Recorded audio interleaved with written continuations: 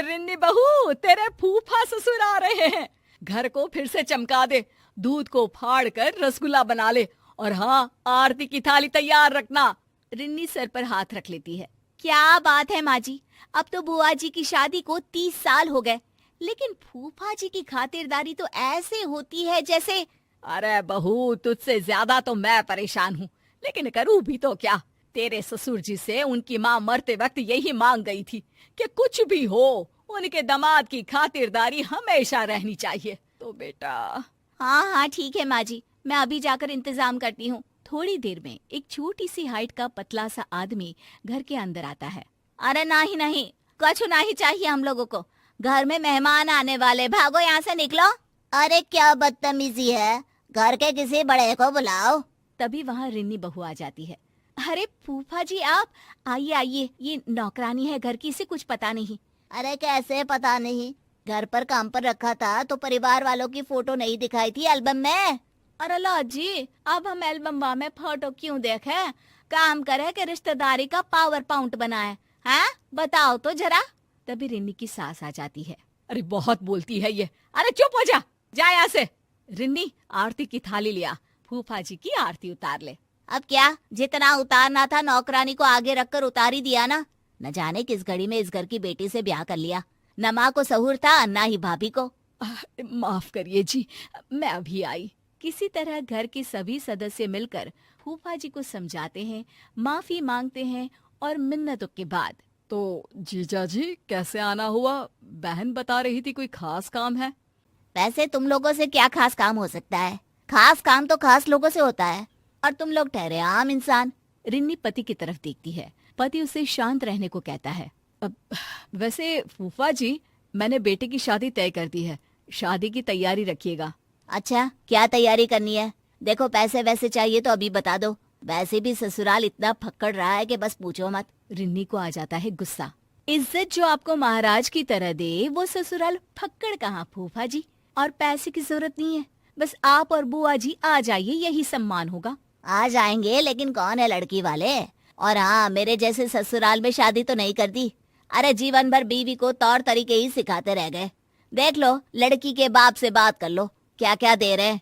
कहीं ऐसा ना हो हम लोगों की तरह तुम लोगों को भी कुछ ना मिले सिवाय लड़की के।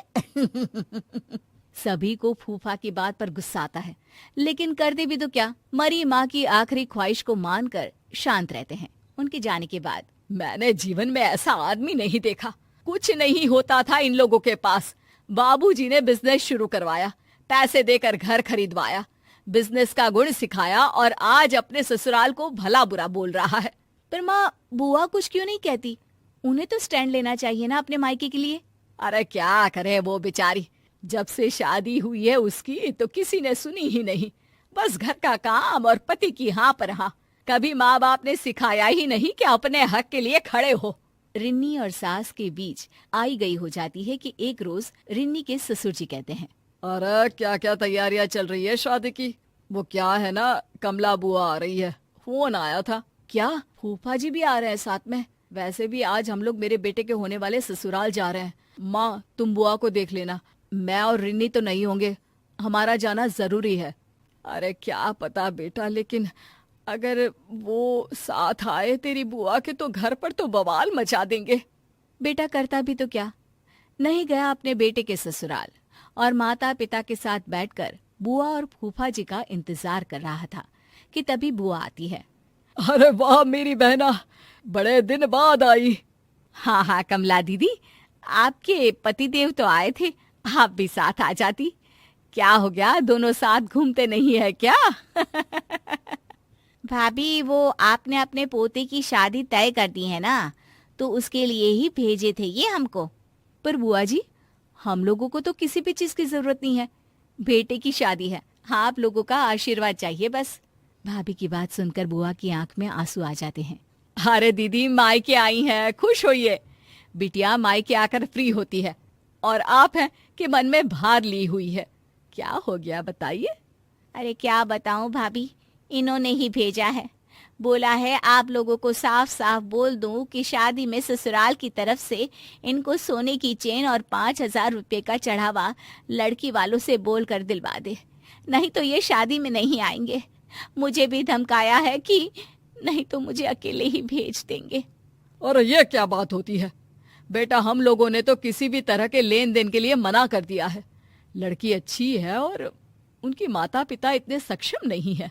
मैंने कुछ पैसे जमा किए हैं, वही आप लड़की वालों को बोलकर इन्हें दिलवा दीजिए ना। बाकी सोने की चेन का इंतजाम तो कर लूंगी मैं। अरे वो तो है मेरे पास, वही दे देंगे।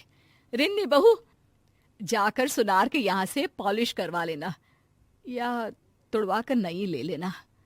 बुआ के चेहरे पर मुस्कान आ जाती है। मैं आज भी आप लोगों पर बोझ बनी हूं ना भाभी। अरे कैसी बात कर रही हो, माँ पापा नहीं है तो क्या हुआ, तेरा भाई और भतीजा तो है ना। जीजा जी को बोलना सब कुछ मिलेगा, परेशान ना हो बस।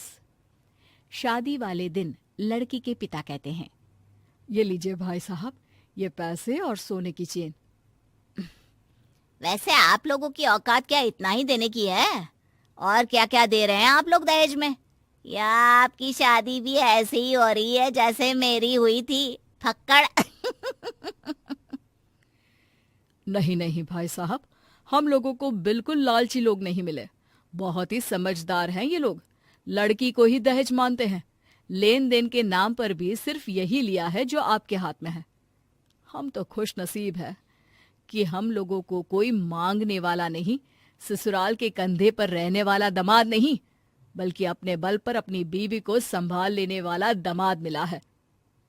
ये सुनकर फूफा जी का मुंह उतर जाता है और उसके बाद फिर वो कभी कोई डिमांड नहीं करते। आप देख रहे हैं गुन्नू मुन्नू फिल्म्स।